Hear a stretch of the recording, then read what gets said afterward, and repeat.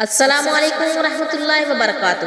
خواتین حضرات، رمضان مبارک کی 3 تاریخ کا وظیفہ نماز فجر کے بعد اللہ تعالیٰ کا پیارا نام آپ نے پڑھنا ہے، یا حافظ 111 مرتبہ آپ نے اس کو پڑھنا ہے۔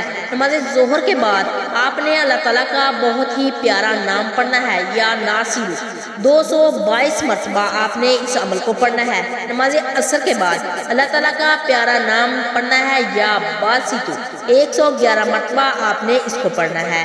نماز مغرب کے بعد آپ نے آیت الکرسی پڑھنی ہے 25 مرتبہ۔ نماز عشاء کے بعد آپ نے اپنی پریشانی اور مسئلے کو حل کرنے کے لیے اللہ رب العزت سے دعا مانگنی ہے۔ انشاءاللہ آپ جو بھی دعا مانگیں گے انشاءاللہ وہی پوری ہوگی۔ آپ نے 25 مرتبہ یہ دعا پڑھنی ہے، اللہ اللہ ربی لا اشرک بہ شیء۔